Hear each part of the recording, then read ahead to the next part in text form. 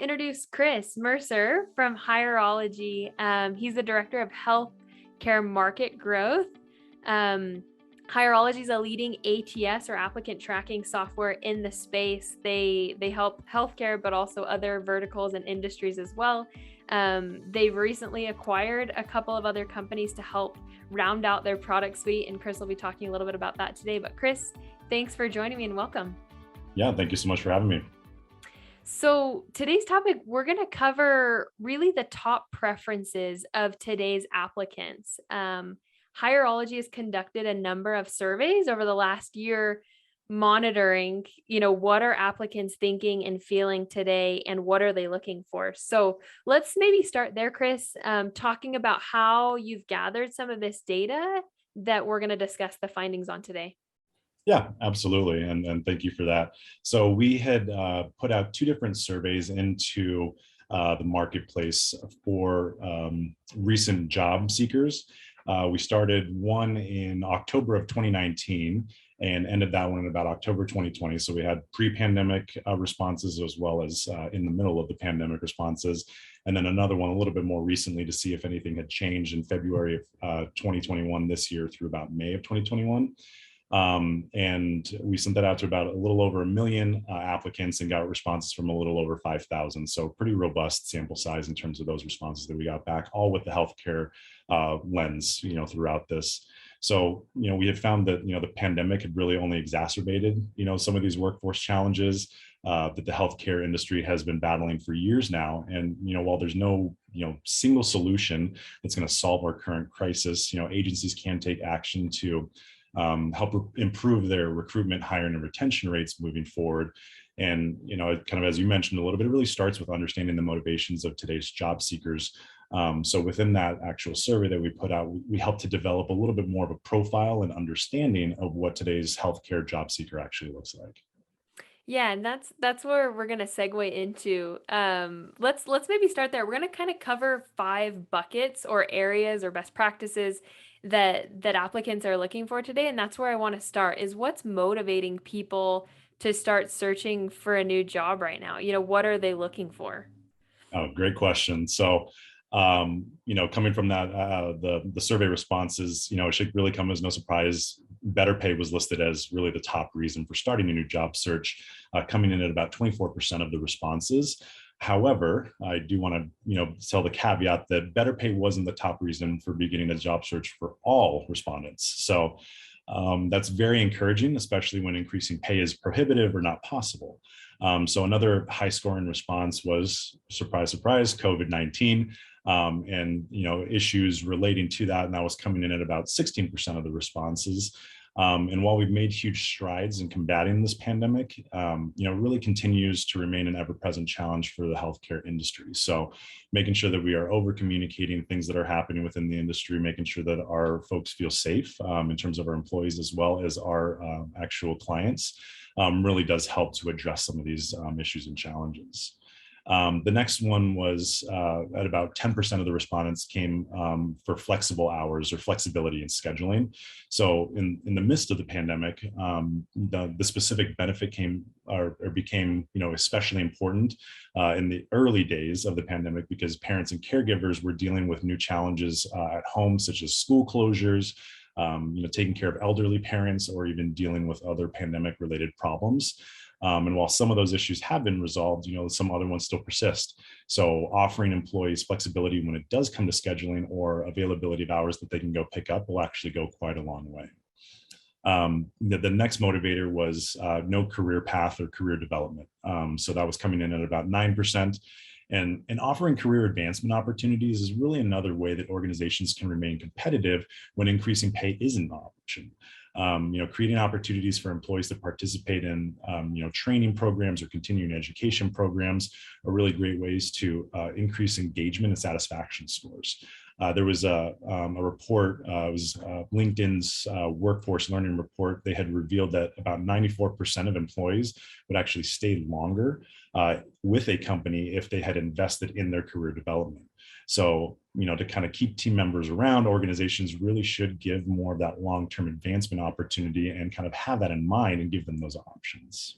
Mhm. And then to round out the top 5 motivators, kind of like for starting that new job search, last one was better benefits, coming in at 8%. So, while some of those kind of tie into the last couple items that I touched on there, it really is just saying that, pay isn't the only thing, trying to focus on other areas that you can actually compensate your employees or offer them something that is of value to them is really what is going to help to keep them around longer. But all of these things are within our control. So these are areas where we do want to focus on to make our employees happy. So that way they do stay with us for the long haul. Yeah, I just want to reiterate that home care is in a perfect position to meet some of those preferences, especially around flexible hours and career paths.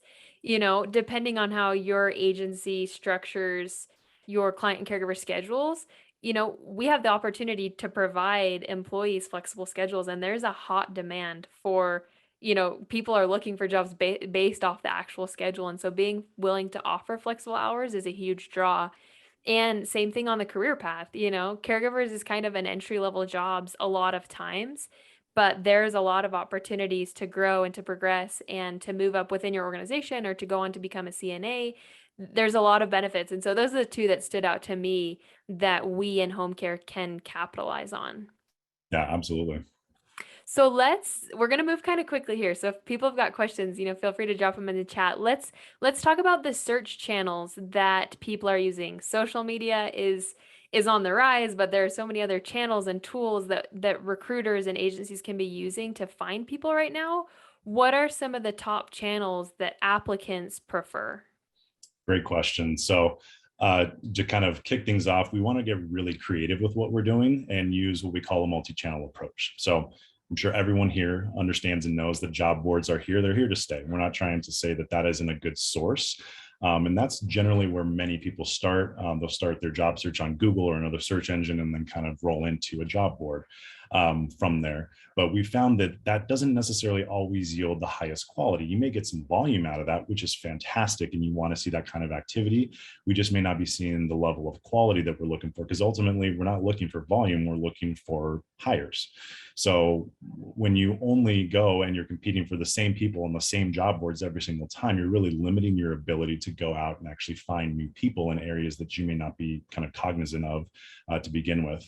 So other areas that we've seen are like your career site. So with our clients internally, about 33% of the hires that are made come from the career site, meaning that they applied on their career site, and that actually convert to hires at a much higher rate than something like a job board. The career site, which I'll get into a little bit later, is going to be more about telling your story as an organization, but really expanding upon what's in it for the job seekers they're actually looking, and that gives you that opportunity to tell your story there. Another one is employee referrals.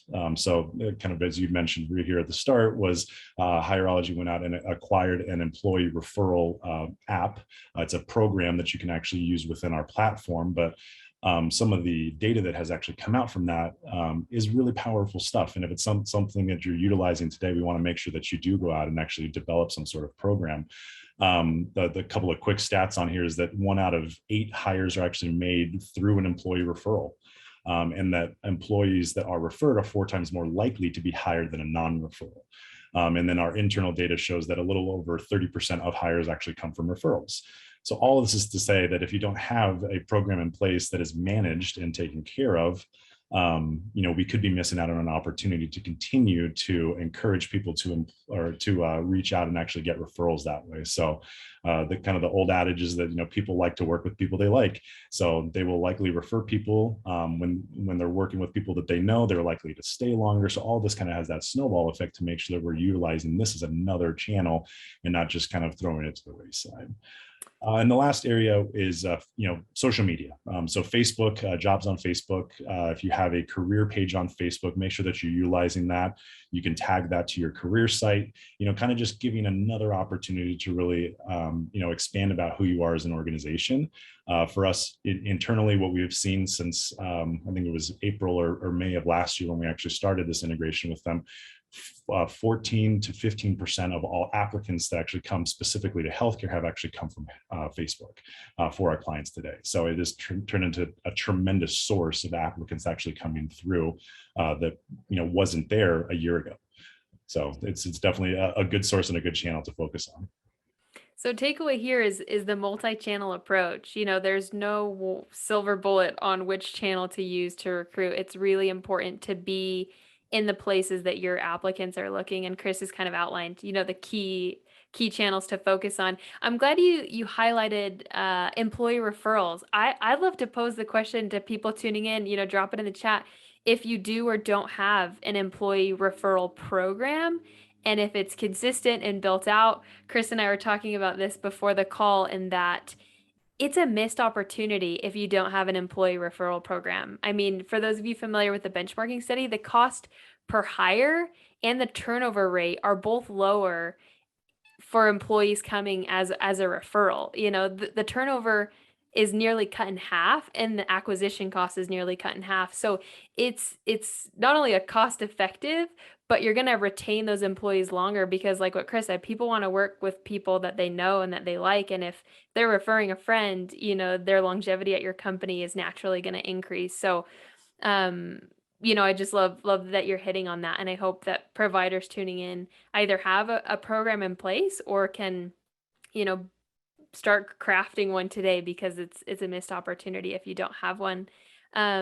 Let's talk about, related to channels, is mediums.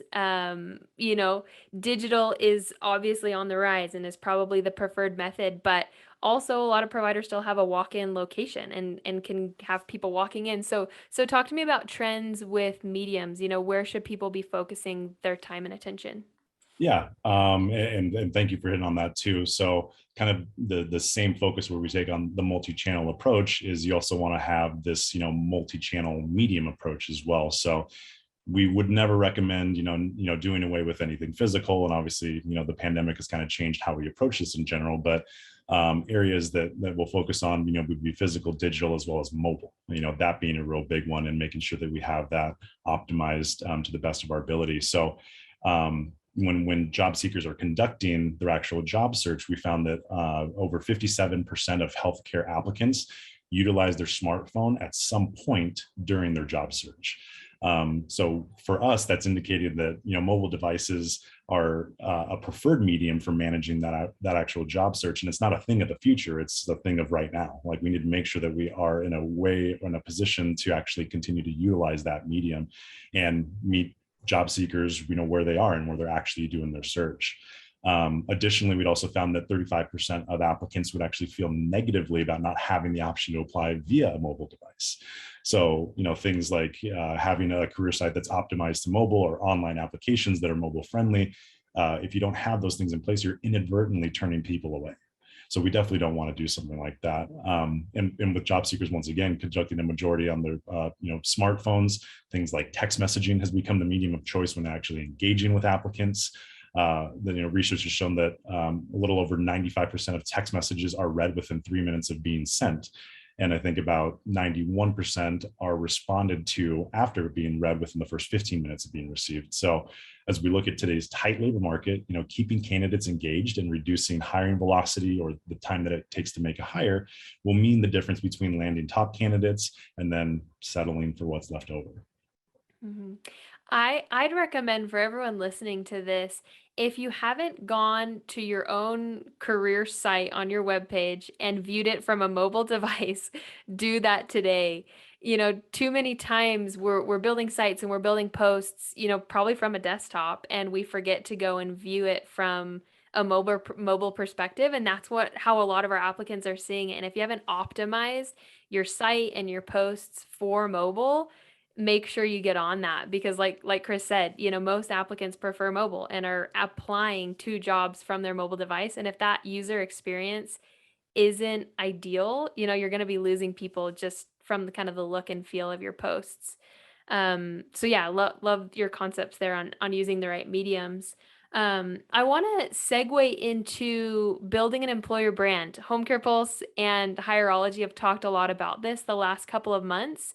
Talk to me, I guess, Chris, first of all, just about that concept, why providers need to build kind of an external facing employment brand that resonates with applicants.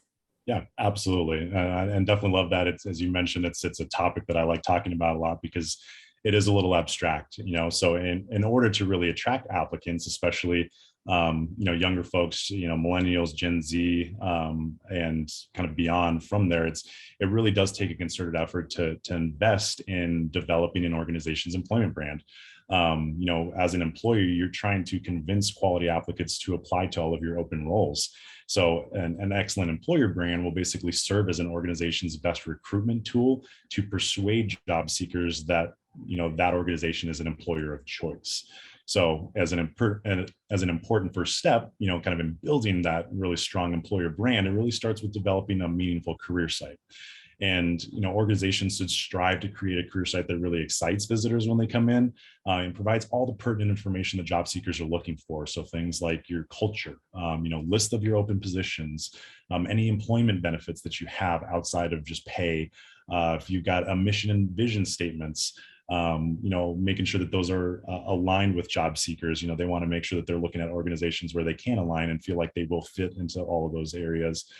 Things that have been great have been also employee testimonials. So, hearing it directly from your own employees, have a little video or even just a little snippet and, reward them for doing things like that. Once again, like you're using them as a recruitment tool, be sure to reward them and, highlight those things, employee of the month. I mean, all kinds of things. There's really a lot of ways to get creative with it. And you use that platform to be able to tell that story and kind of help control that narrative. So, at the end of the day, what you're trying to do is help differentiate yourself from other organizations that offer similar services.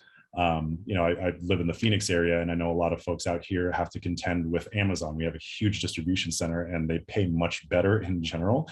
So what are ways that you can help differentiate some of those things out here to make sure, once again, that, while those are two different kind of comparisons, why should someone come and work for you? So, job seekers are doing their research. They're utilizing resources like Glassdoor to gather any sort of relevant employee reviews on companies that they're considering applying to. And prospective applicants will basically use that feedback to determine, whether they apply or look elsewhere. Regardless of the merit of any of those reviews that are on those sites like Glassdoor. There was a 2018 reputation management study done by MRI Network that indicated that 70% of job seekers actually wouldn't accept an offer from an employer with a bad employer brand. So that's huge. Really understanding that and really digesting that. Business owners really do need to take ownership and address, some of those things head on, especially things like negative reviews on sites like Glassdoor, without, kind of getting defensive or casting blame elsewhere. So if you've ever used a site like Yelp, you can tell which organizations handle negative reviews elegantly and which ones actually are just trying to save face. The really good ones, don't try to shift blame away from themselves, but instead, acknowledge that there is a negative review. They will try to engage with that reviewer to see if there's a way to resolve the issue. In some instances, you can actually go back and see that they have updated that negative review and then changed, whatever their ranking score was, simply from having that engagement, with the business owner to the reviewer.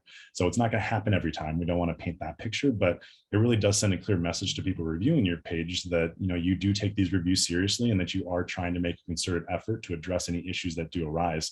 So it's going to speak volumes about you and your organization as well as your employer brand. Mm-hmm.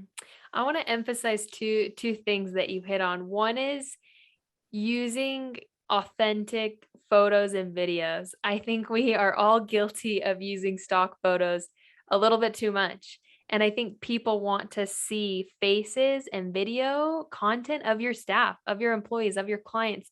Give them a taste of what it would look and feel like if they were hired in that onboarding and applicant experience. So really just use authentic photos and videos. That's what I want to emphasize. And then the second concept around reviews. A couple months back, we were talking to a lot of our own customers about reviews, and we were shocked to see that most providers only have 1 to 2 Google reviews. That was startling, to see how few reviews providers have. And I think there's another opportunity there to solicit reviews from your employees and from your clients.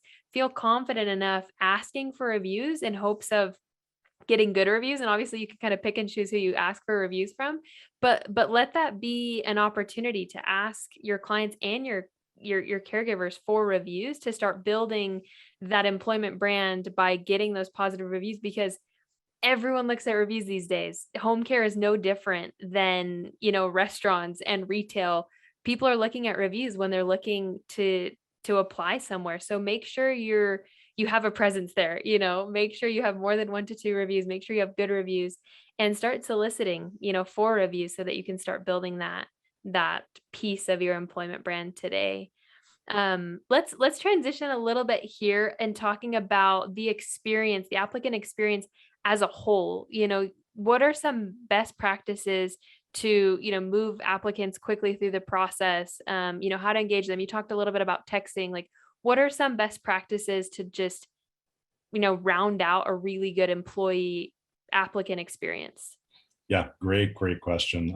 And that was a lot of what we gleaned from that survey, was really just to help understand and put ourselves in the shoes of today's job applicants. So here at Hireology, we've got a term called the applicant economy. And what that means is we are now in an occurrence in the job market where there are more open positions than there are available workers. So as an applicant, I have tons of choice of where I can go to work. So employers really do need to intensify their approach to landing high quality talent. So for healthcare business owners and operators, it's, you making sure that you're reviewing applicants quickly. Don't let something sit out there for a long time. Engage with applicants through text messaging, and, making sure that we do that early on and very quickly. And then communicate how your hiring process works, including what to expect at each step, approximately how long it takes to move through the process. Not letting things go for weeks on end, but saying, hey, we're going to have 2 phone screens, an in-person interview, or, whatever you kind of decide internally. But having that communication at least lets people know what's coming next. And then, anything else that they need to complete in that process, just so they have that kind of awareness. I mentioned hiring velocity, but, for that, it's really important because 66% of the applicants that we surveyed, had applied to 5 or more jobs during their job search. That indicates that their desire to get to work quickly is highly elevated, but it also tells us on this end that if a company's hiring process takes way too long, that applicant is going to be already engaged or in conversations with other organizations, and those other organizations are poised to actually land that talent if you are taking your time and dragging your feet. And it could be inadvertent. We want to make sure that we're trying to find any bottlenecks in the system and get those out, just to help smooth that over. So once again, making sure you're communicating and kind of explaining what that process looks like, but trying to move that as quickly as possible. So, employers need to deliver on promises too, as you do communicate, so you want to talk about, providing an excellent candidate experience. Well, it kind of starts there, so follow through is important. Candidates, even if they're not offered that role, if they're not a good fit. Another great data point was that over 60% of healthcare respondents said that they would feel negatively about a company that didn't respond to their application. So even a rejection email is essential. And going back to reviews, hey, I'm writing this negative review because they didn't respond. They took forever. So if they can't, respond to me here, how are they going to take care of their clients? Obviously, using an example there is a little facetious, but really just understanding that all these are cogs that work in this big machine. And while there is no single solution, all of these do affect each other in some way. So, understanding what applicants are looking for throughout the recruitment process can really help healthcare organizations, attract and retain talent overall. So it's, very imperative to prioritize things that do matter to applicants, not just to you as the business owner, but to applicants themselves. So that way, your home care organization can, remain competitive and hire people quickly. There was one other thing I forgot to mention with your actual application. Another really important statistic was that a Career Builder had done a study, and they said that about 60%, and while this is agnostic, it's not specific to healthcare, but 60% of job applicants fail to complete an application due to length. So if you have something that takes 30 minutes to fill out, you're not going to get a response from anyone. Like, if you don't have to capture all that information up front to make a determination, you should kind of break that up throughout your hiring process and collect bits of information as you go. But to initially start, just get the pedigree information, contact information, so that we can start that engagement and then start to collect more information as you go to make sure that they are a good fit at the end of the day. So don't inadvertently turn people away just because you have a really, really long application up front to start. Mhm. I'll just add, we don't want to sacrifice quality over quantity, but we hear time and time again that caregivers take the first job that's offered to them. So speed is key. But like Chris is saying, we need to simplify where possible and make things as efficient and applicable to the applicant as possible. So it's tough to find people right now, but obviously we want to find top talent. We want to find quality caregivers, people that are in it for the right reasons. And so creating kind of this perfect experience, it's tough, but it's doable. But knowing, my takeaway is just kind of speed. We hear so many times that people accept the first job that they're offered because it was, the first one of 5 that they applied to. So just bearing that in mind, that efficiency, speed, communication, over communication is so important to get the right people as quickly as possible. That's a lot of what Chris and I wanted to kind of kick off the conversation with. We want to open it up to those of you on here with us. We covered a lot, and so don't hesitate to kind of backtrack to specific topics, but what questions can we help answer for you guys today?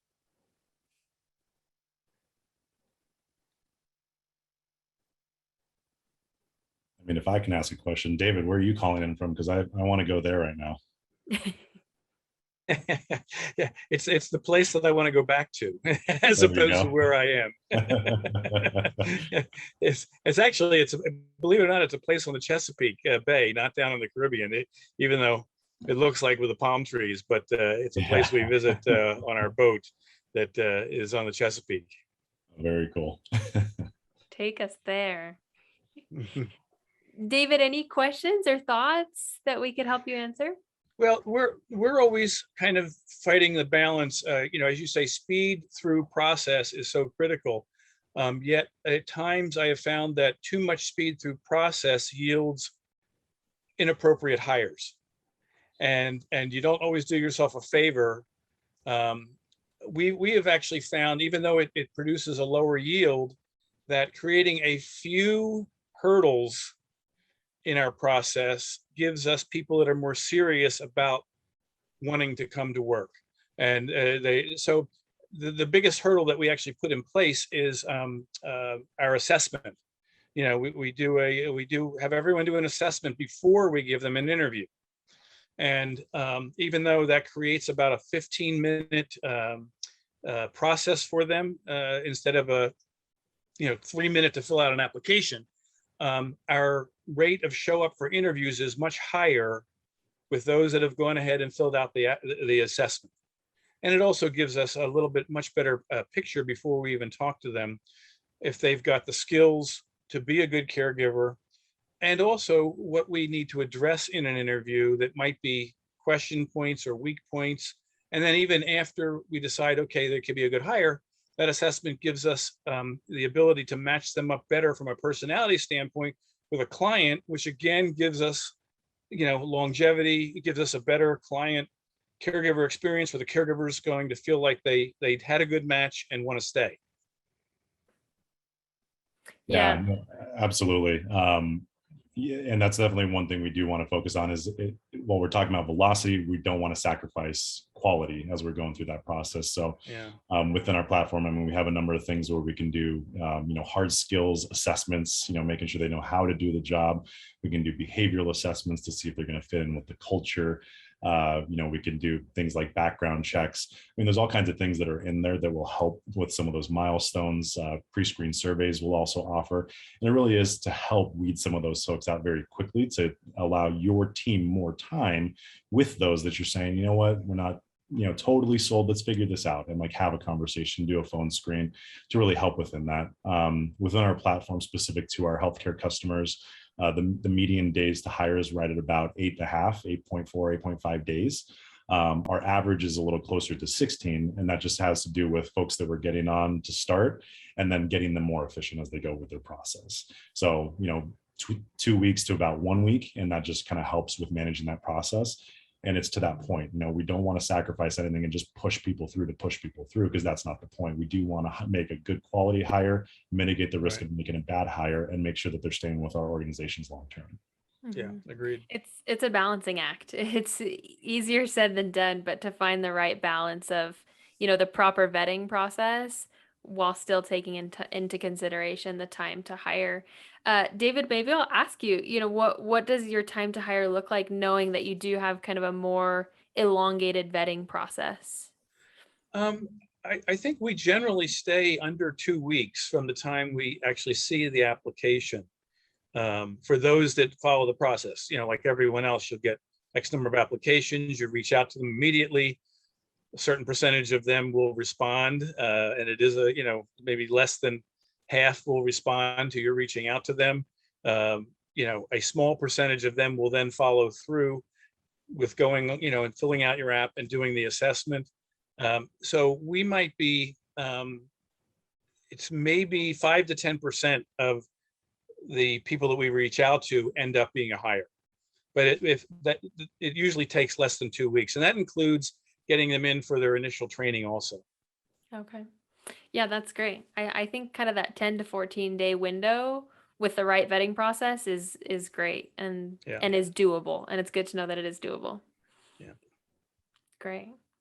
Well, yeah, what other questions do we have from the audience? Don't be shy. Feel free to, drop them in the chat or yeah, let's see. We've got one here from Ama.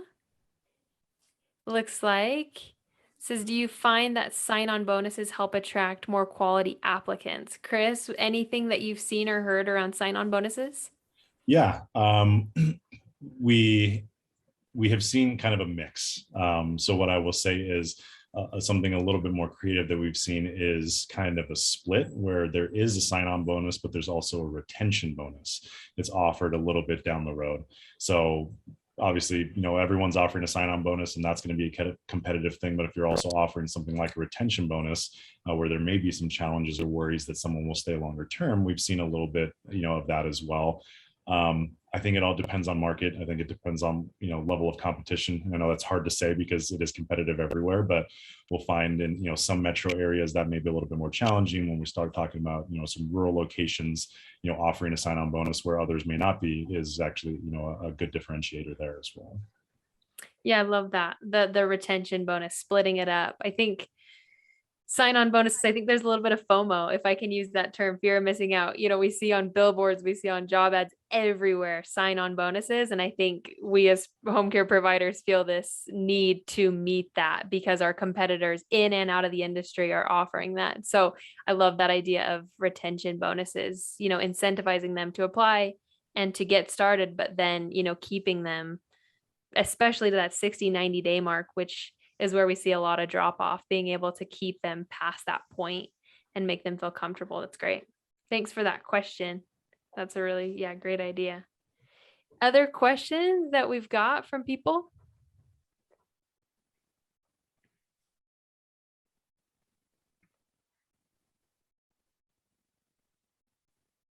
Wanted to reiterate, I know Hope had chatted in that they do offer an employee referral program and offer, it looks like 150 for each referral. Hope, it looks like you're still with us. Maybe you could talk a little bit about your program and any, benefits or results that you've seen from it. And I'm putting you on the spot if you're on here.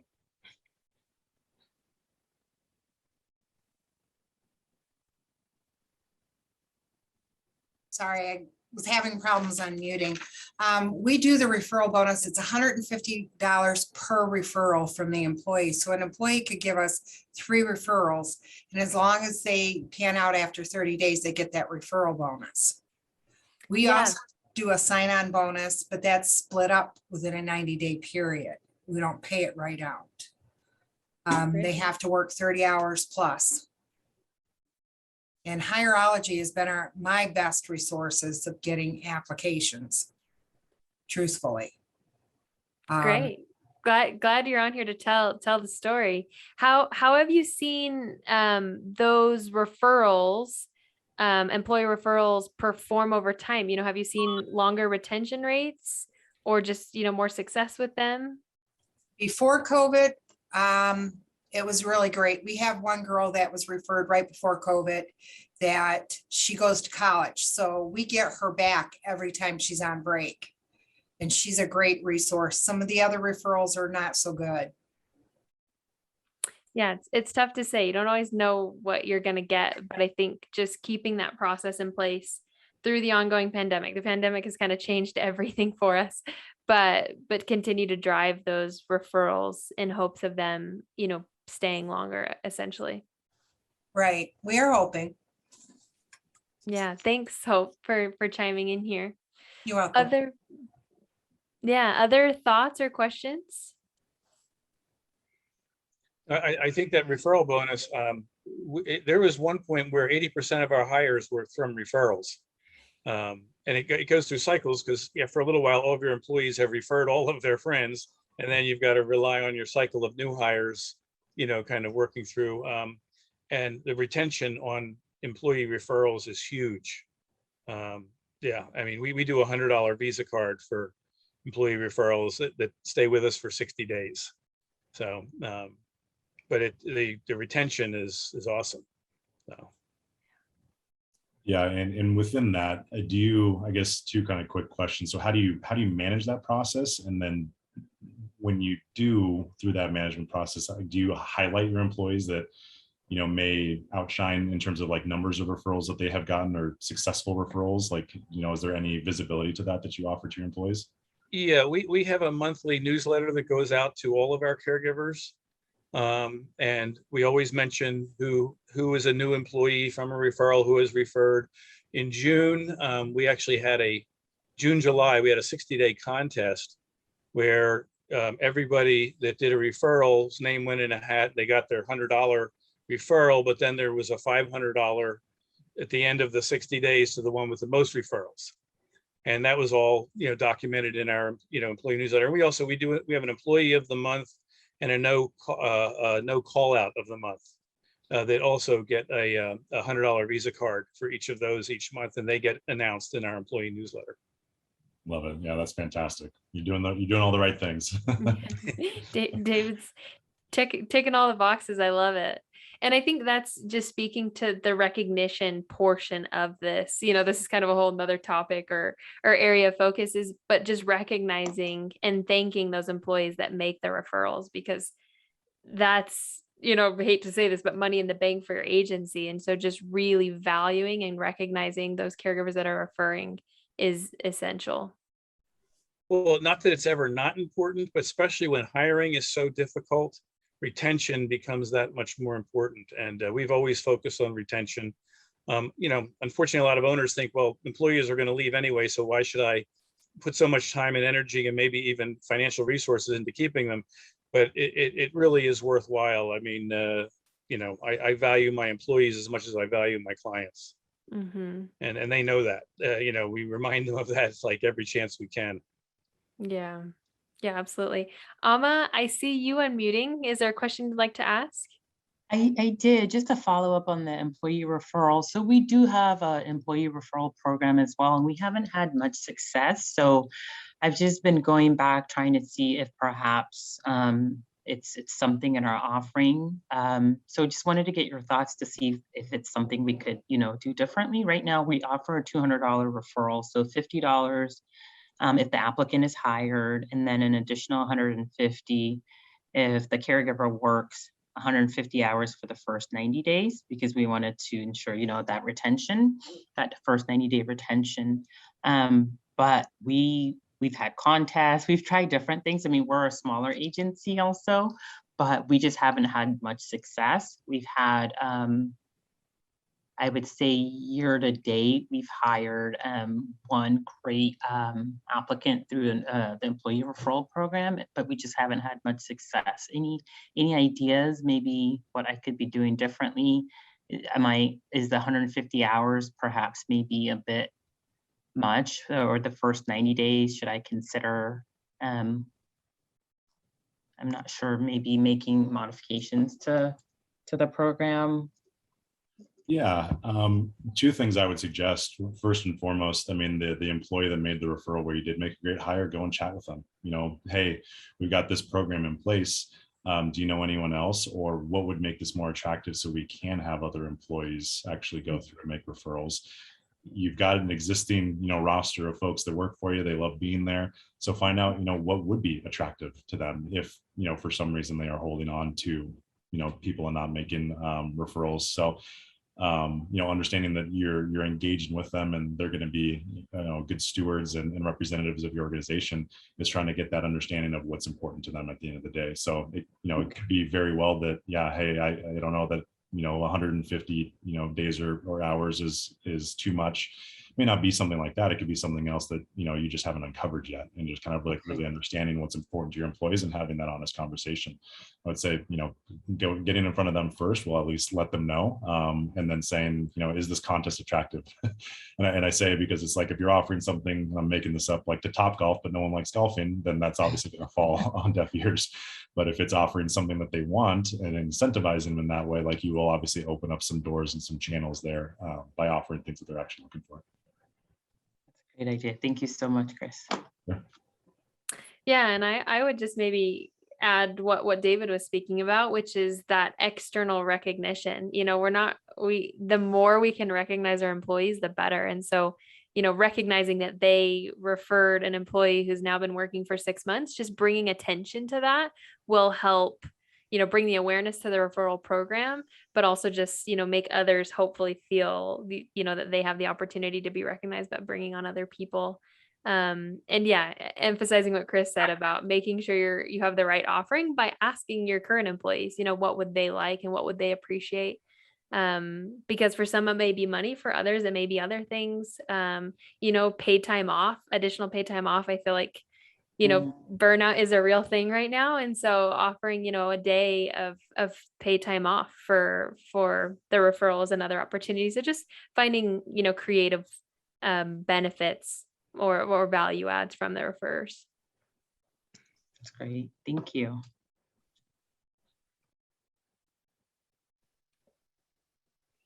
We'll just give it another minute. If anyone's got any other questions, feel free to shoot them out. We're kind of up here at 45 minutes. I just want to say thanks for joining us. We know that recruitment and retention are, really the hottest topic probably at this point. And we hope that this has been valuable. We hope, you've jotted down some ideas or some notes or some things to take away from this conversation that you can start applying in your agency today. Just in closing, I'll send out a follow-up email. If you have any other questions or concerns or thoughts for Chris or I, we'd be happy to answer them on a one-off basis after this call. I'll just close by saying, Chris, thanks so much for joining us. We appreciate Hireology and everything that you're doing for providers. From everything that you guys do, from the content that you push out to the product that you have to help agencies. There's a lot to be done at this point, and we appreciate your guys' support. Yeah, thank you so much for having me. Obviously appreciate the platform to share the information that we have found and kind of come up with. And we know that this is, very, very pertinent. So we're happy to share this information and get it out there for everyone. We know there's a lot of people struggling. So anything that we can do to help, more than happy to share this knowledge. Absolutely. Well, thanks everyone for joining us. We'll call it a wrap, but have a great rest of your day, and we'll look forward to seeing you again in the future. Thank you. Thank you. Thank you, everyone.